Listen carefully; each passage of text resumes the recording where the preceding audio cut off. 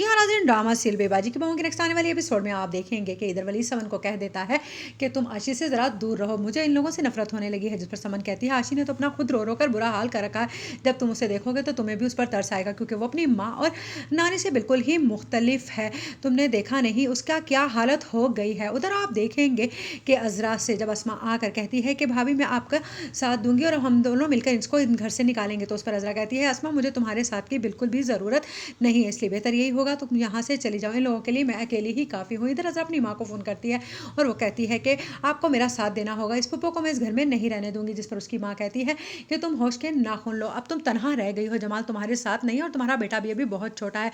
जिस तरह से सब आराम से इस घर में रह रहे हैं तुम भी आराम से रह जाओ, वरना ये बुढ़िया तुम्हें निकाल कर इस घर से बाहर करेगी, और तुम तो जानती हो ना कि भाभियाँ किसी की भी नहीं रखती हैं, इसलिए बेहतर यही होगा। जिस पर अजरा कहेगी यानी कि आप भी मेरा साथ देने के लिए तैयार नहीं है, ठीक है मैं खुद देख लूंगी कि मुझे इन लोगों के साथ क्या करना है। उधर आप देखेंगे जब वासिफ रामीन से कहता है कि तुम जानती हो कि भाई ने जो कारखाना था वो भी फूफो ने हत्या लिया था उनसे, इसलिए अब मुझे समझ नहीं आ रही कि हम अपना माल कहाँ से डिलीवर करेंगे। जिस पर रामीन कहती है तुम परेशान मत हो, मैं तुम्हारे साथ हूँ।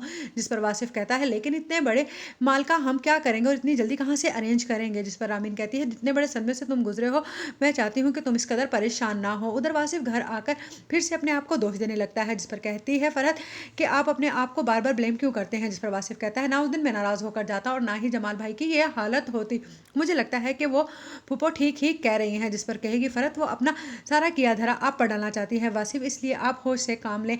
उधर आप देखेंगे कि नसीर भी बार बार समझा रहा होता है अस्मा को कि अब कुछ नहीं हो सकता, तुम्हें आराम से बैठना होगा और सारा के मातहत ही काम करना होगा, वरना हमारे घर का चूल्हा किस तरह से जलेगा। जिस पर कहती है अस्मा कि ये हरगिज़ नहीं होगा कि मैं उस सायरा के मातहत काम करूं, मेरे बड़ी मेहनत से जो कारोबार अपने लिए जमाया था वो तो मैं हरगिज़ नहीं छोड़ूंगी। उधर आप देखेंगे कि आशी अपनी नानी और माँ के सामने डटकर खड़ी हो जाती है कि आपने अगर इन लोगों का ये सब कुछ उनको वापस ना किया तो मैं ये घर छोड़कर हमेशा के लिए चली जाऊंगी। जिस पर सायरा कहती है ये क्या कह रही हो आशी तुम। जिस पर उसकी अम्मा कहती हैं कि तुम देखती जाओ मैं इस बच्ची की कैसे अकल ठिकाने लगाती हूँ। जिस पर कहेगी सायरा अम्मा तुम मेरी बेटी के साथ कुछ बुरा मत करने का सोचना।